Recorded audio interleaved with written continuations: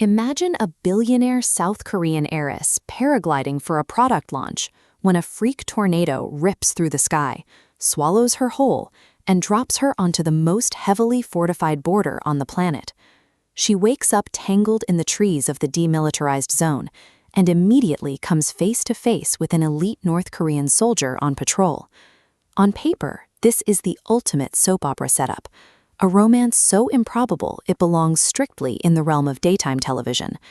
However, a strange paradox exists within this story. While the romance is a fantasy, the closed society the heiress enters is based on some of the most meticulously researched portrayals of North Korea ever put on film. Most Western media portrays North Korea as a monolithic, robotic state, defined almost exclusively by its military hardware and massive parades. This stands in sharp contrast to the commercial chaos of Seoul, the modern, high-speed world our heiress was forced to leave behind. The central question is how a light-hearted romantic comedy managed to bypass decades of state secrecy to reveal the private, everyday lives of people living inside the North. We are going to separate the fiction from the reality by fact-checking this survival journey against real-world geopolitics and the testimonies of those who actually lived there. The heiress faces her first major culture shock when she finds herself bartering for basic survival goods in a rural village market. This scene accurately reflects the Jeongmadang, the sprawling, illegal but tolerated black markets that emerged across the country following the catastrophic famines of the 1990s. Because the official state rationing system is largely broken, these decentralized markets have become the primary lifeline for ordinary citizens. The market stalls are often filled with smuggled South Korean electronics, fashion, and cosmetics, much like the ones our heiress encounters while trying to maintain her beauty routine. The existence of the Jeongmadang shows that grassroots capitalism is fundamentally keeping the population alive, operating right beneath the feet of the regime. The show moves past the economy to highlight the physical environment, specifically the frequent rolling blackouts that affect even major residential areas in the cities. To survive without reliable electricity, families use clever workarounds seen on screen, such as traditional underground root cellars that keep food cold without the need for refrigerators.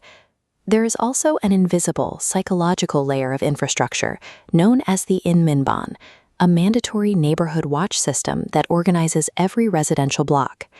This system encourages neighbors to monitor and report on one another, creating a constant state of social tension the heiress must navigate to remain undetected. This level of granular detail was possible because the showrunners hired actual North Korean defectors to work as lead writers and consultants for every episode. The tension on screen reflects the institutionalized paranoia that North Korean citizens navigate as a part of their daily existence. The series treats its North Korean characters as resourceful, humorous, and layered individuals who have lives outside of their political obligations.